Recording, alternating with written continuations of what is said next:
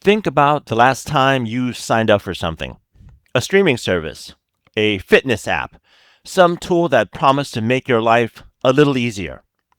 You put in your credit card number, didn't think about it much. Why would you? It's 10 bucks, 15 bucks, cancel anytime.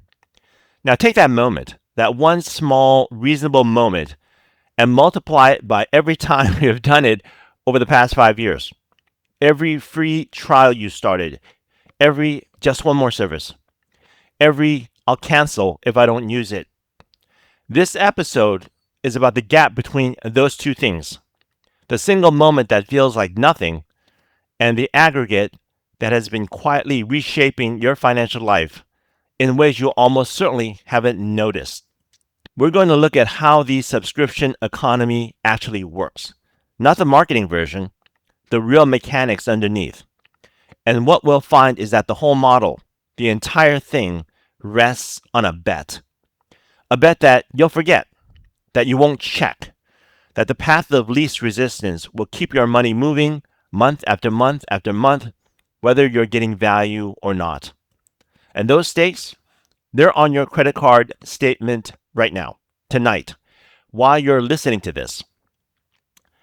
I got pulled into this because of a number. Somebody mentioned a study at dinner, offhand, almost like a joke. Researchers asked people to estimate how much they spent each month on subscriptions.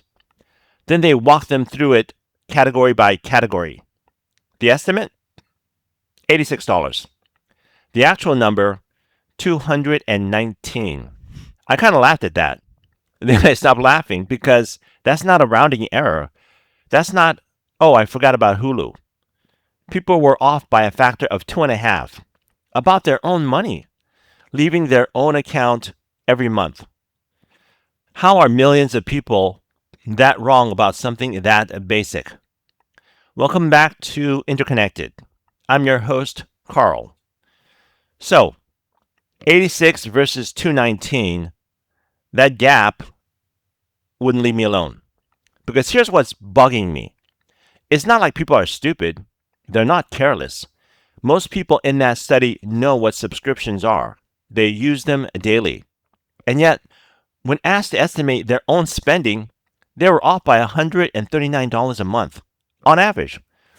A separate poll found that 89% of consumers underestimate their subscription spending, and 66% were off by more than $200. Before I understood any of the mechanics, I felt this thing. Something is wrong with this picture. Not with the people, with the picture itself. Because we carry an assumption, me too, that subscriptions are basically a fair exchange. I sign up, I get something. I pay monthly, and when I stop finding it worthwhile, I cancel. Quote, cancel anytime. That's the deal. And for any single subscription, taken on its own, it does hold up. You do use Netflix. You do listen to Spotify. Individually, the math does work. The problem isn't with any one subscription.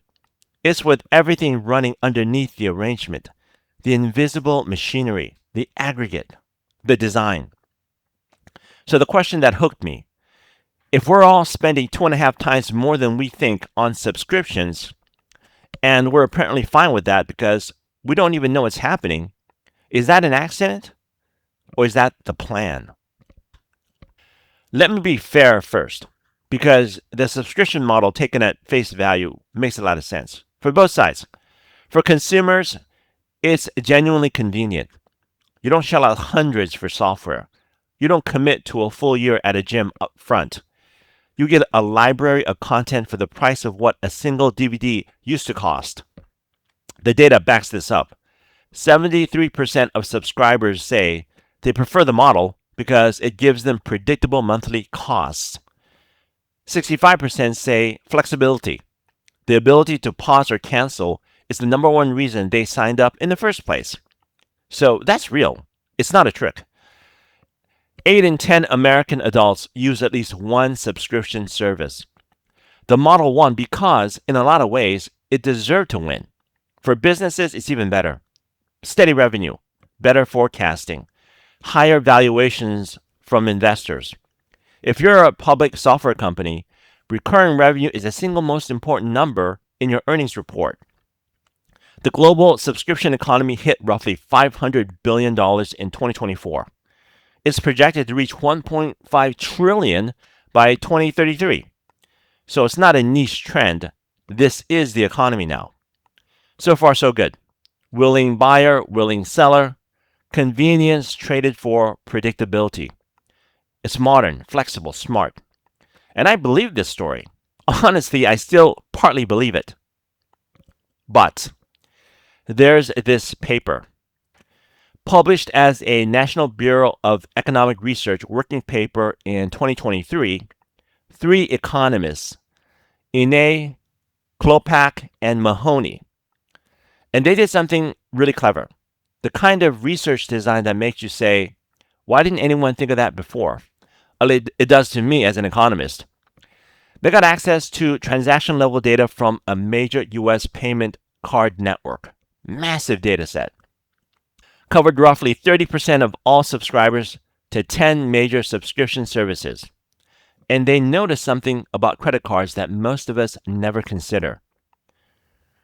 When your card gets replaced, expired, lost, stolen, data breach, your new card has a new number.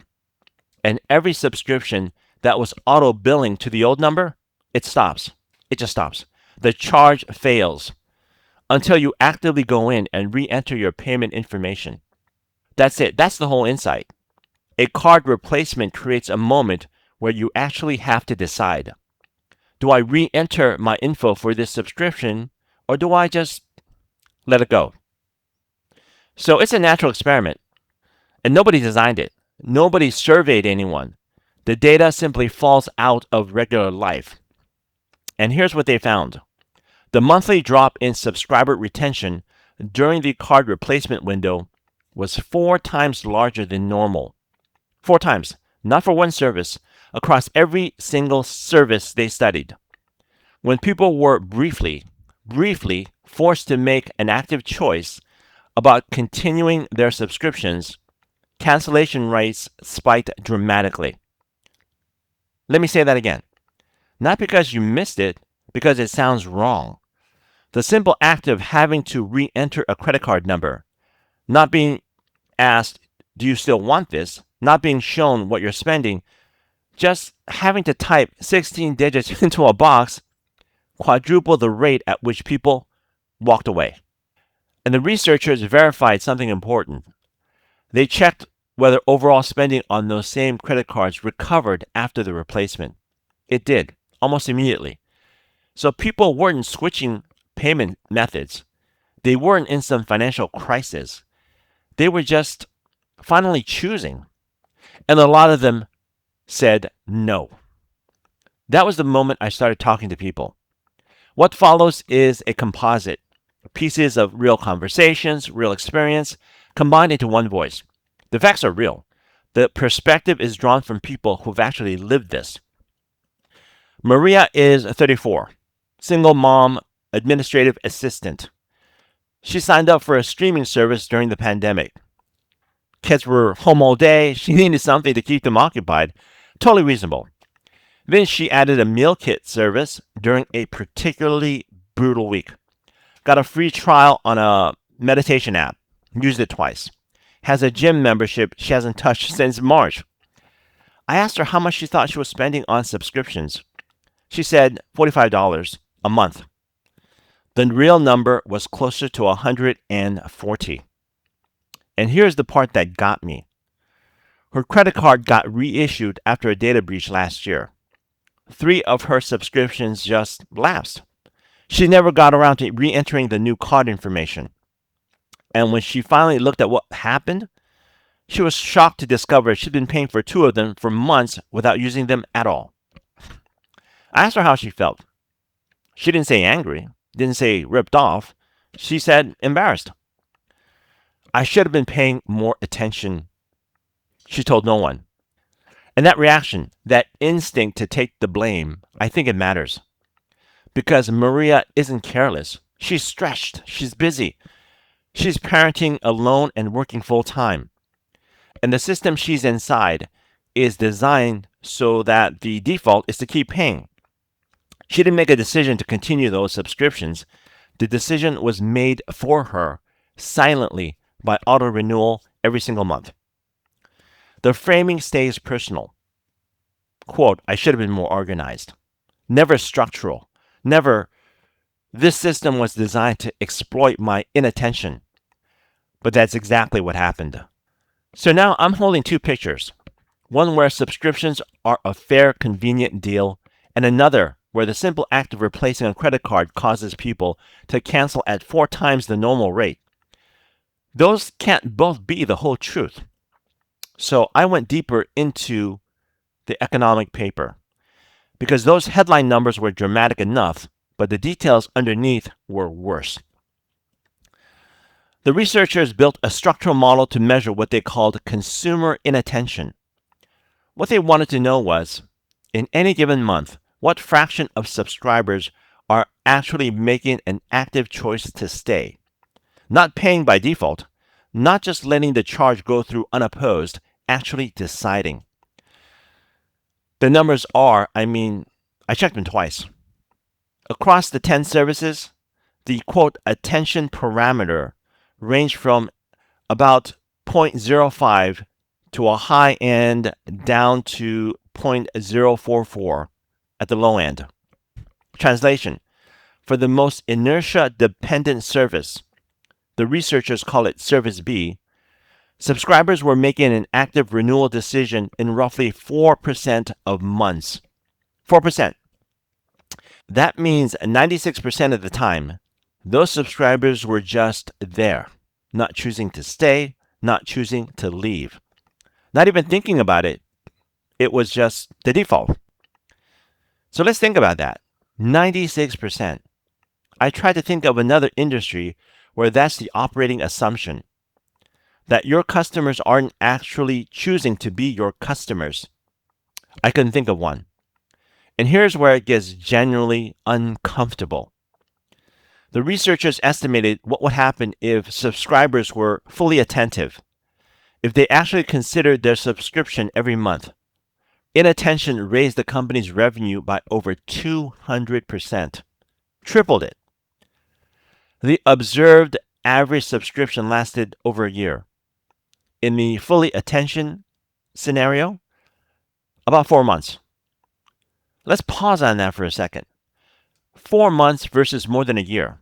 Same service, same price, same consumers. The only difference is whether they're paying attention. The researchers wrote something I kept coming back to.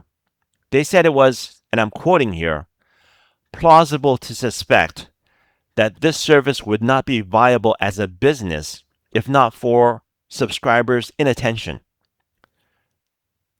The business might not exist, yet that's the model. And we don't know which service this is. The data agreements kept the names anonymous. Service B might be your streaming service, your security app, your cloud storage. We can't tell, which is its own kind of unsettling. I wanted to understand what this looks like from the other side. Not the consumer side, the business side, but definitely not from a spreadsheet, from a person's life. David is 58, runs a landscaping company, small operation, handful of employees, good reputation. And like a lot of small business owners, he's accumulated software subscriptions the way you accumulate stuff in a garage. Invoicing tool, scheduling app, customer management platform, accounting software, a couple of others. Each one runs between $15 and $60 a month. David knows some of them overlap. He knows he's probably paying for features he already has in another tool. He's not inattentive. He's aware. And here's what happened. His accountant flagged it, said, David, you're spending $700 a month on software subscriptions. $700. David was stunned. He didn't cancel any of them. Of course, I asked why not? And he just kind of exhaled. He said, because canceling any one of them means I have to figure out where my data goes. I have to retrain my guys on something new. I have to spend an afternoon fighting with some cancellation process that's designed to make me give up. And what if the replacement is worse? What if something breaks? That's not inattention. That's the opposite of inattention. David sees the trap perfectly. But the switching costs, the time, the cognitive load, the risk of disruption to a business he can't afford to disrupt, makes staying the rational choice, even though staying means lighting $300 a month on fire. He said something that stopped me cold.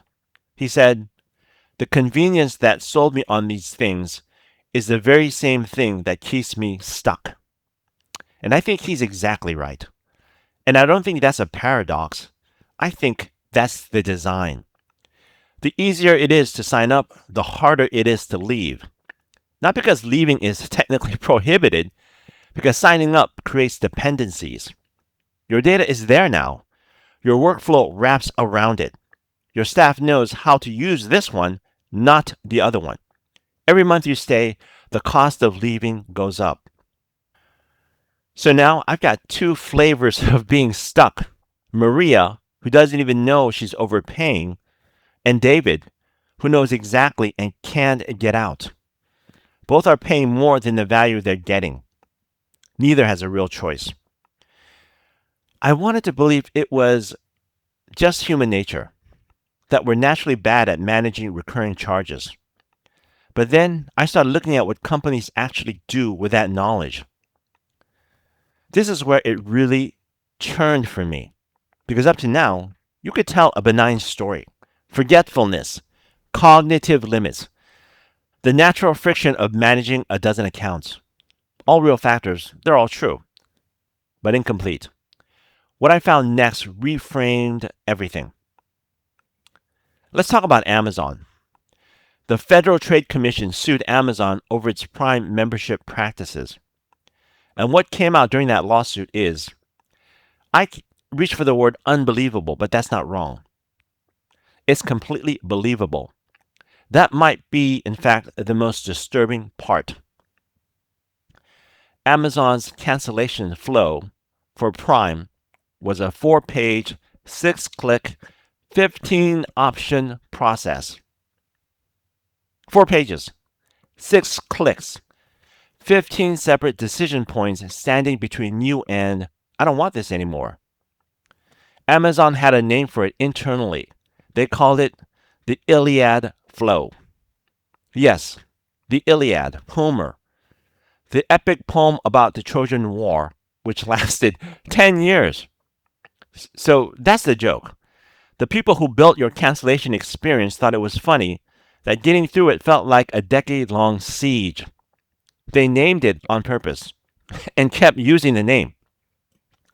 But here's where it stops being a joke. The FTC showed at trial that Amazon executives had calculated, actually run the numbers on, the revenue growth produced by each new obstacle they added to the cancellation process. They quantified it. Each hurdle had a dollar figure attached to it. And when people inside the company proposed making the process easier, making it simpler for customers to leave, those proposals were slowed down or rejected outright. Because the executives could see in their own spreadsheets, easier exits meant less revenue. 3 days into the trial, Amazon settled. I went back to the filing to make sure I'd read it right. $2.5 billion. And even that might just be a cost of doing business, which is kind of the whole point. And Amazon is not some outlier. This is a pattern. The FTC alleged that canceling Uber One required navigating up to 23 screens and taking as many as 32 separate actions. 32 actions to stop paying for something. The FTC alleged that LA Fitness let you sign up online in minutes. Beautiful enrollment flow, quick and easy. To cancel, you had to visit a gym in person during limited workday hours, to present a printed form to a specific operations manager, or you could mail it, certified or registered mail, at your own expense. The sign up process, 30 seconds on your phone. The cancellation, a field trip with paperwork. I kept digging. The Groundwork Collaborative investigated 47 major U.S. newspapers. Every single one let you subscribe online. Every one. How many let you cancel online? 45%. The rest required phone calls during business hours. Hold music. Retention specialists trained to keep you on the line. And even in California, where state law requires easy online cancellation, 83% of newspapers that did allow online cancellation still injected what researchers call sludge. Required surveys, promotional offers, extra screens, all designed to slow you down or wear you out before you reach the exit. So here's the pattern. The door in is a revolving door, wide open, frictionless, beautiful. The door out is a maze. And the maze was designed by people who know exactly what they're doing because they've measured it. I talked to Jessica about this. She's 27, marketing coordinator, considers herself financially savvy, and she is. She uses a budgeting app, tracks every category, reads the terms before she agrees. She's the person you point to and say, if anyone can stay on top of their subscriptions, it's her. Even Jessica, with the app, the tracking, the financial literacy, discovered she'd been paying for a cloud storage upgrade she forgot about, a new subscription left over from a college class, and a fitness app she'd replaced months earlier. About $35 a month for over a year. More than $400 gone. What struck me wasn't the money. It was her reaction. She didn't say she should have been more careful. She said, if I can't cash this, nobody can.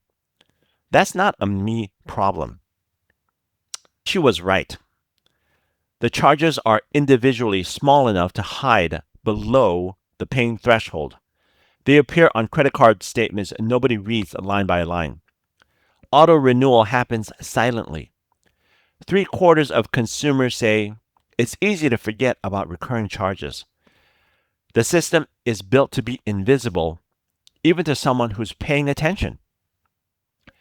And that's when the pieces clicked. You've got consumer inattention, real, documented, quantified. You've got companies that know about this inattention and have built revenue projections around it. And you've got those same companies actively engineering their products to make that inattention worse. Easier to start, harder to stop, invisible in between. That's not a bug. This is the system working as designed. So, let me trace the full chain, because once you see how the incentives connect, you understand why this doesn't fix itself. Start at the top, Wall Street. When a subscription company goes public or raises a round of funding, the most important number in the room is recurring revenue, monthly recurring revenue, annual recurring revenue. Those aren't just metrics. They're the foundation of how these companies get valued. A company with 1 million subscribers at $10 a month isn't valued at $120 million in annual revenue. It's valued on a trajectory, the retention rate, the lifetime value of each subscriber, which means every obstacle between your customer and the cancel button isn't just protecting this quarter's revenue. It's propping up the company's valuation. It's the number that gets celebrated in earnings calls. The incentive to keep you subscribed doesn't come from one shady product manager somewhere. It comes from the fundamental logic of how subscription businesses are built, funded, and rewarded. And that incentive flows downhill. The company hires UX designers, talented ones, and those designers build enrollment flows that are gorgeous, effortless. One click, your card's already saved. You barely had to think about it. Then the same company, maybe even the same team, builds the cancellation flow. And it's the opposite. Confusing, multi-page, Are you sure prompts, special retention offers, surveys asking why you're leaving, countdown screens showing what you'll lose. Same talent, same design skills, aimed in opposite directions depending on whose interest is being served. But okay, what about the government? Can't regulators step in? Well, here's where it gets frustrating. The FTC saw this problem clearly. They proposed a rule. Simple concept. If a company lets you sign up with one click, they have to let you cancel with one click. They finalized it in October 2024. Of course, the industry sued. Telecom companies, fitness chains, subscription services. They challenged the rule in federal court. And on July 8, 2025, the Eighth Circuit threw it out, vacated the rule. Not because the idea was wrong, on procedural grounds. The court said the FTC's rulemaking process was, quote, procedurally insufficient. So right now, as I'm recording this, there is no federal click-to-cancel rule in effect. None. The FTC filed a new advance notice of proposed rulemaking in January 2026. The last time they went through this process, it took about 3 years. And this time, they'll be even more careful because they got burned on the procedure. The industry spent millions fighting a rule that would have required them to make canceling as easy as signing up. And they won, at least for now. Meanwhile, the economy keeps flowing, $500 billion and climbing. Now here's where I need to tell you about something that genuinely unsettled me. Remember the card replacement experiment? The natural mechanism that revealed the whole problem.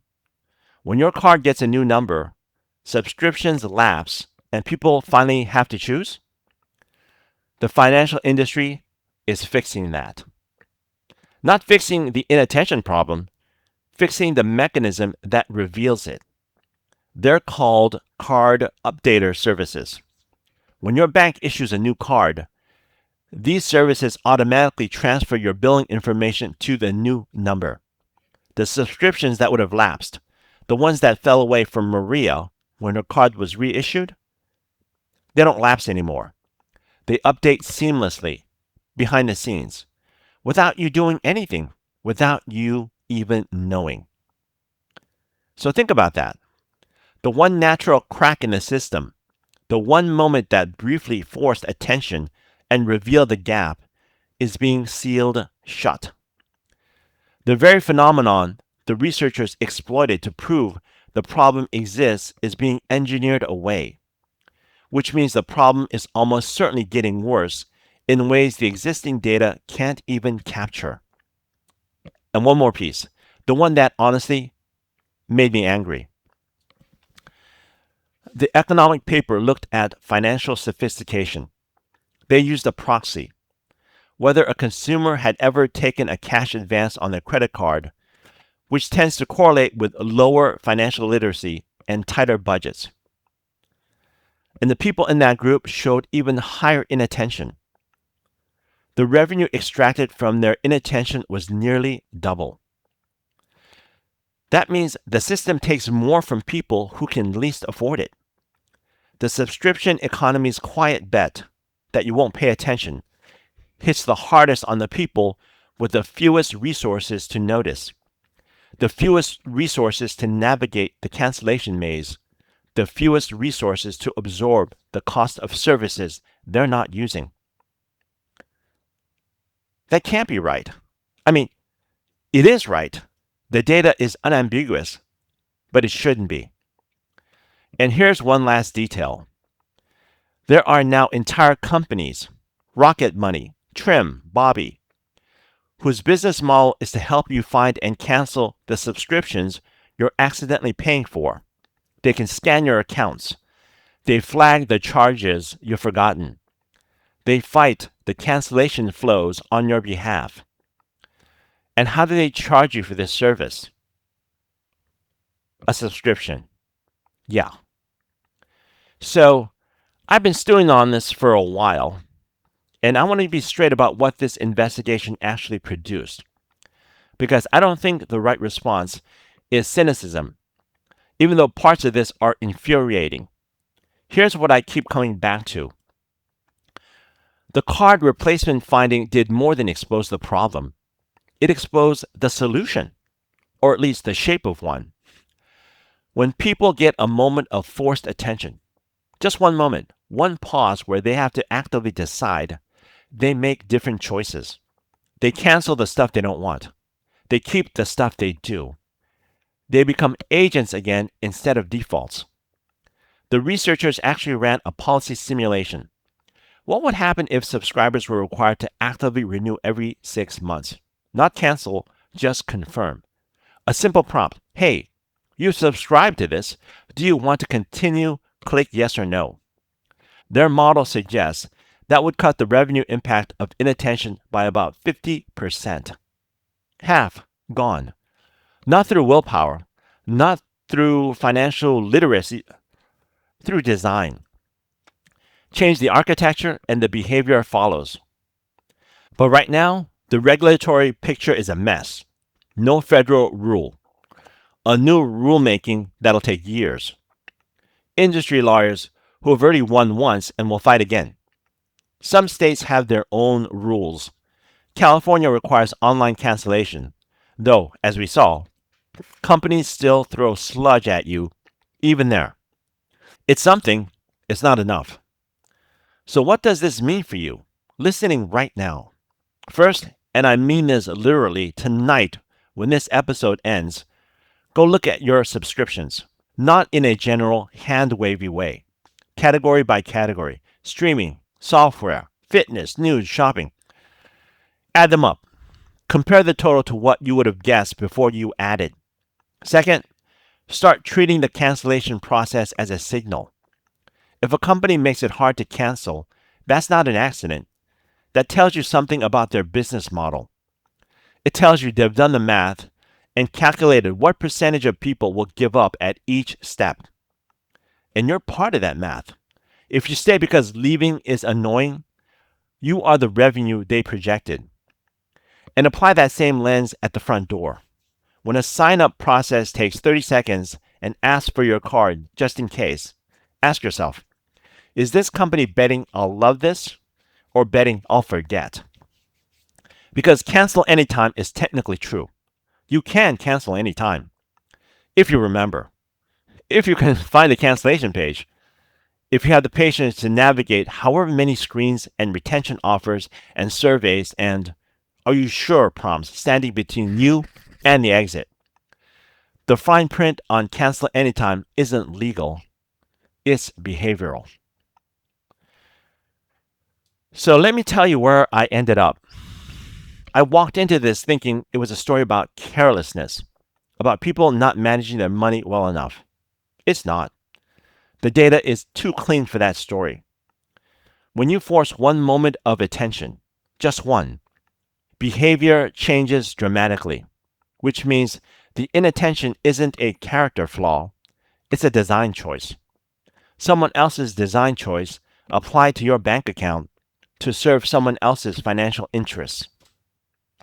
I think about Maria, embarrassed about something that wasn't her fault, blaming herself for a system that was built to be invisible to her. I think about David, who sees the trap with perfect clarity and still can't get out because the switching costs have made leaving irrational. These aren't people who failed. They're people doing their best inside a system that profits when their best isn't enough. And I think about that gap, $133 a month. The distance between what people think they're spending and what they actually spend. Over a year, that's $1,600. Over a decade, that's a down payment on a car. A real contribution to a kid's college fund. Real money. Pulled out in amounts small enough that you never feel the individual loss. Only the accumulated absence of something you can't quite name. The Groundwork Collaborative estimates the broader annoyance economy, the sludge, the dark patterns, the time wasted fighting systems designed to frustrate you, costs at least $165 billion a year. That number deserves scrutiny. But even if it's half right, we're talking about a transfer of wealth that happens in the space between what companies promise and what they design. What I didn't expect to find was hope, but it's there, hiding in the data. The card replacement result proves that people are not helpless. They're not irrational. When the system asks them to decide, they decide well. The problem was never the people. The problem is that the system stopped asking. So the question going forward isn't, why can't people manage their subscriptions? That's the question the subscription industry wants you to ask because it puts the burden on you. The real question is, why is the system designed so that you never have to actively choose? And who profits from your inattention? That's a design question, and design can be changed. Next time on Interconnected, we're pulling on a thread that keeps surfacing in this research: switching costs. Not just in subscriptions, everywhere. Your phone carrier, your bank, your health insurance, the economics of making it expensive to leave, and what that does to markets that are supposed to be competitive. Because once you see the pattern here, you realize subscriptions are just where it's most visible. The logic runs much deeper, and it touches things you might not expect. Thanks for thinking this through with me. I'll see you next time.